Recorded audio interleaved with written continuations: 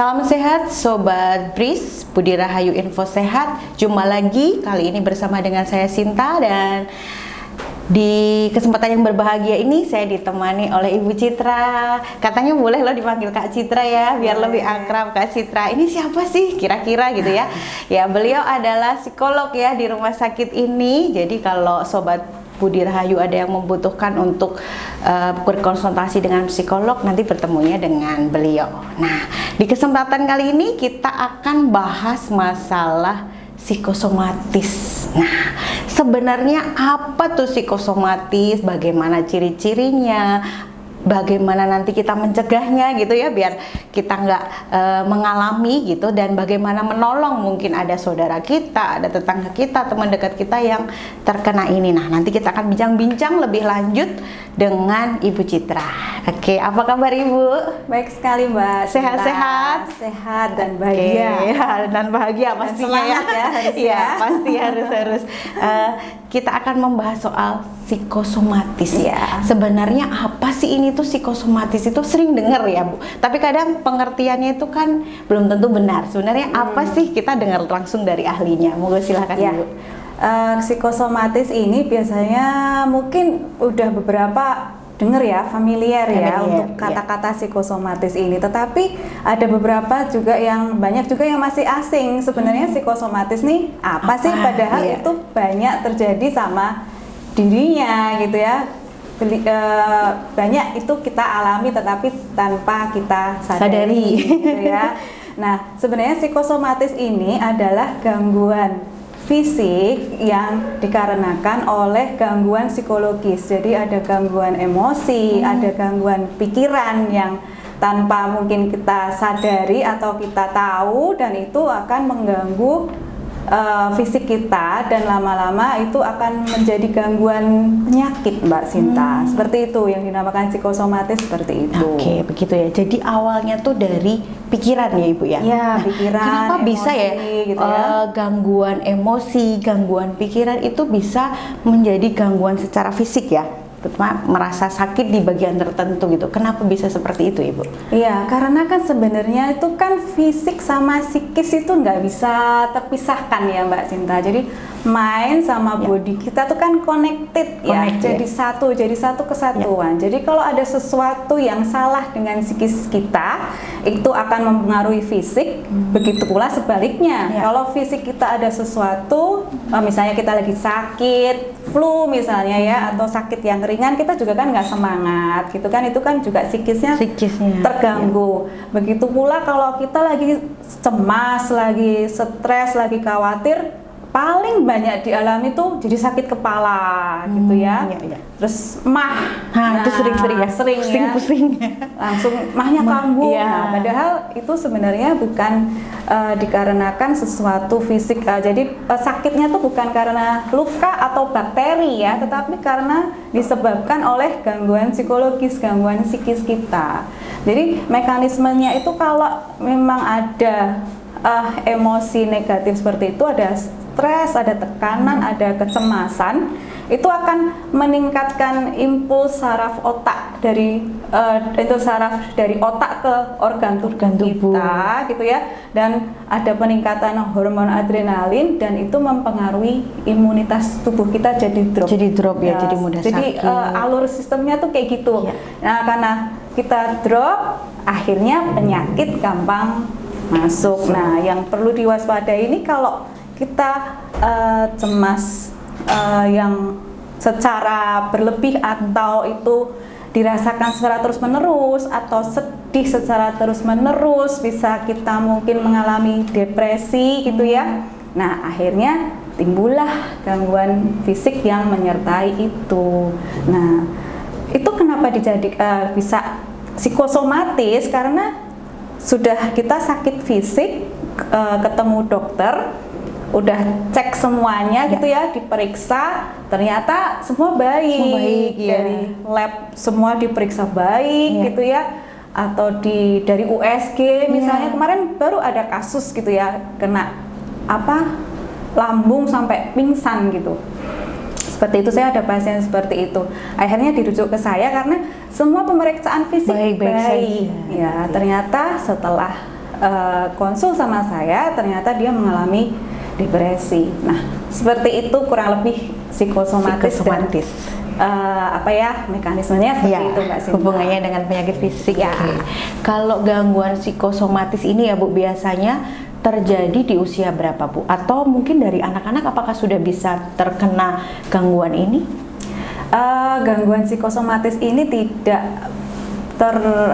di kelompok tertentu enggak ya. Jadi semua kelompok umur ini bisa kena psikosomatis, terutama kalau sekarang ini mungkin usia produktif ya Mbak Sinta ya, yang mungkin paling banyak kena psikosomatis karena usia produktif itu kan banyak tekanan ya, tekanan pekerjaan, mungkin tumpukan kerja yang berat gitu ya, nggak ada istirahat, harus lembur, bosnya yang galak misalnya kayak gitu ya, atau dan di samping itu, di samping tekanan pekerjaan, dia harus juga bertanggung jawab dengan rumah, punya keluarga, harus menafkahi, apalagi seorang kepala rumah tangga ya. Nah ini mungkin bapak-bapak juga sering ngalami seperti ini, tapi nggak disadari atau bahkan nggak diakuin. Nah, jadi usia produktif ini sebenarnya paling rentan terkena gangguan psikosomatis ini, tetapi semua kelompok umur bisa juga, belum tentu juga lansia nggak kena.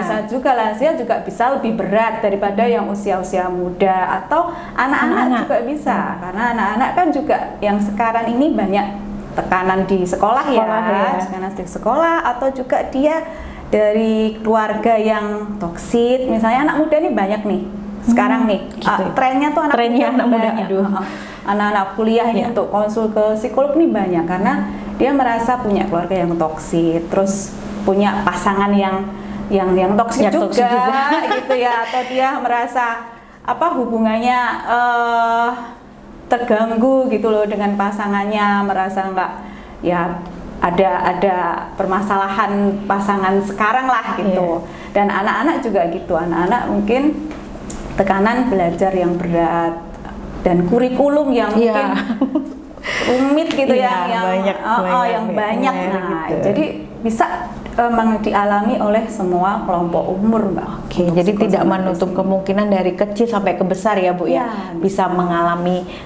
gangguan psikosomatis ini. Nah, biar kita mengerti nih, ini anak saya atau ini keluarga saya terkena gangguan psikosomatis, itu ciri-ciri yang kita bisa kenalin itu seperti apa Ibu? Ciri-cirinya yang paling gampang itu misalnya kita terkena gangguan fisik, sakit kepala terus-terusan gitu ya Mbak ya, atau mahnya kok kambuh terus gitu, kambuh terus.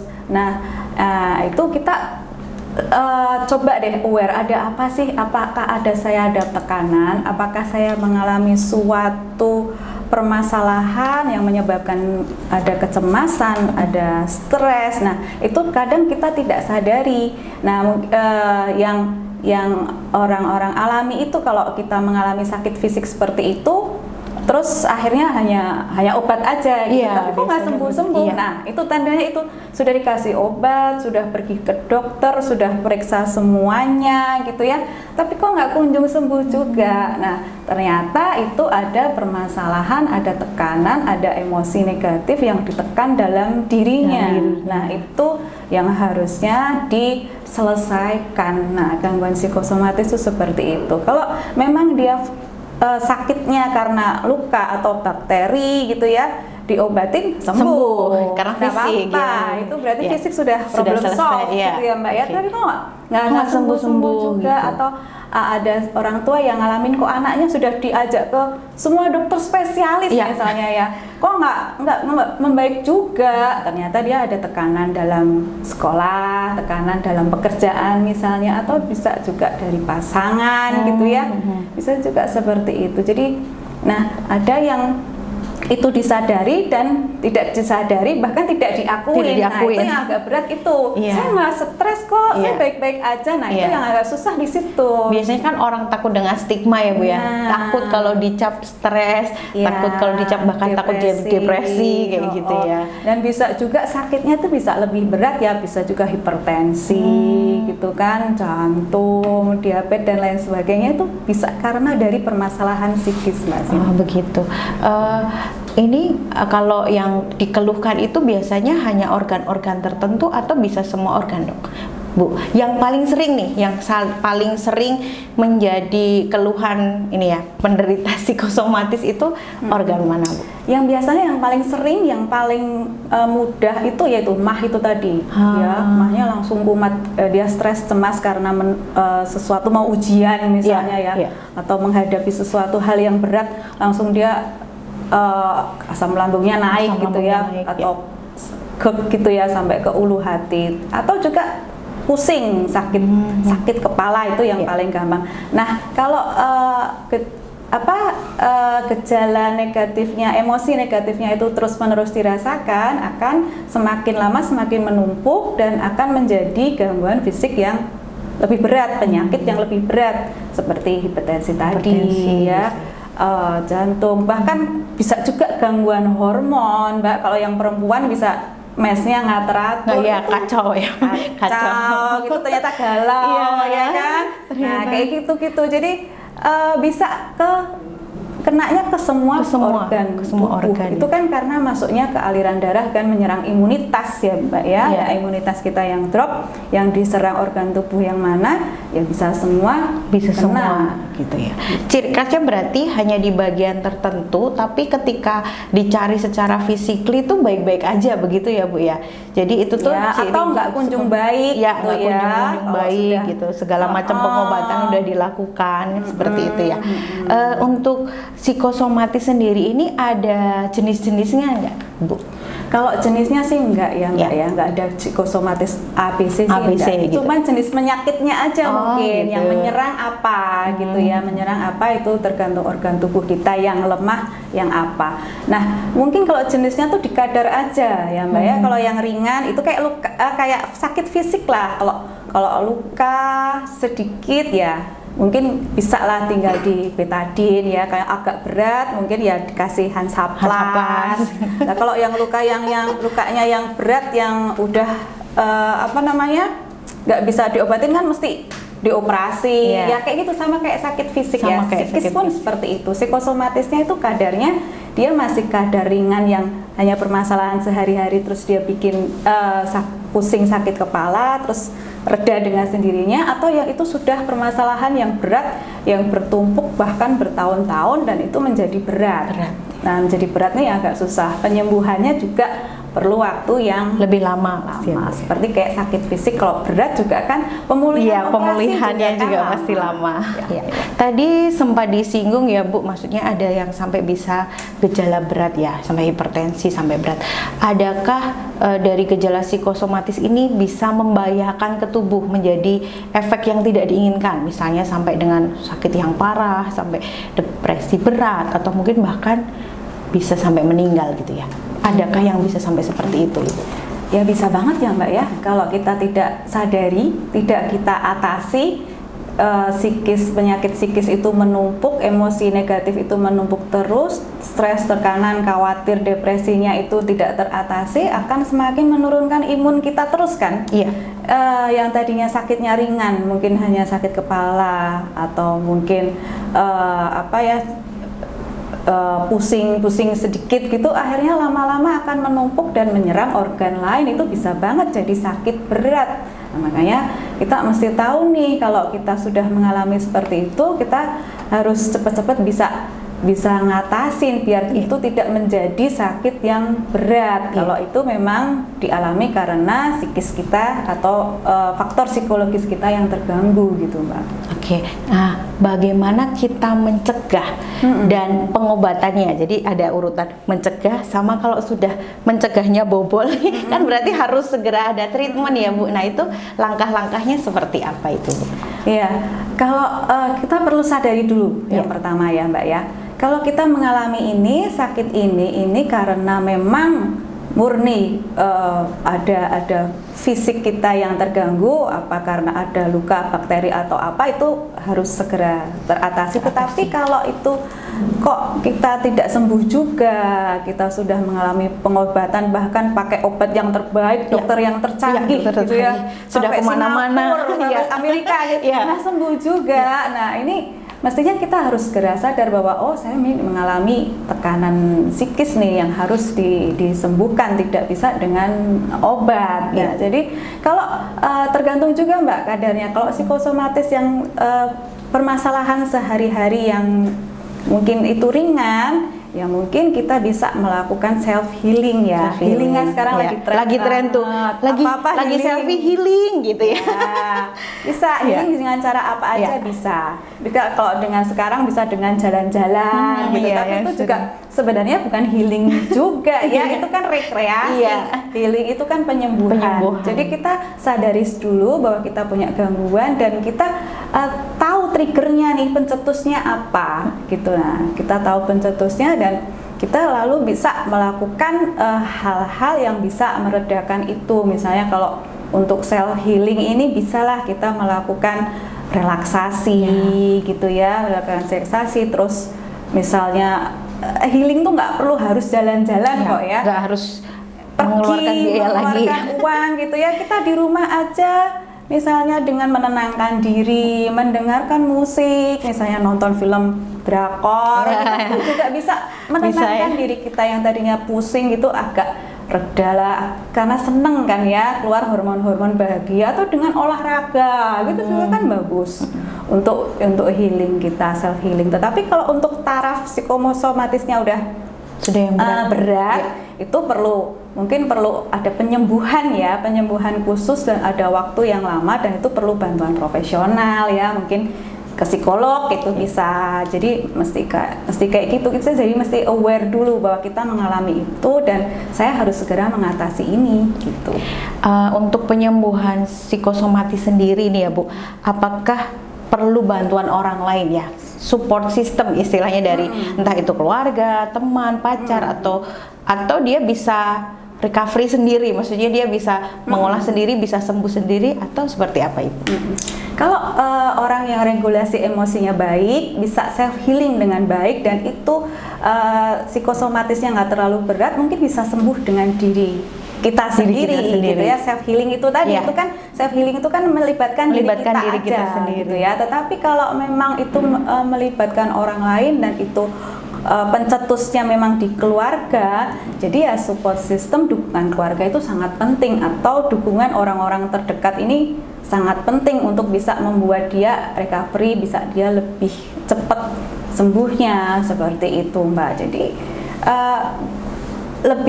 lebih baik lagi kalau memang tidak bisa teratasi dan kayaknya kok keluarganya atau temannya nggak bisa diajak omong, ya bisa ke bantuan profesional itu tadi, ke psikolog atau ke psikiater gitu.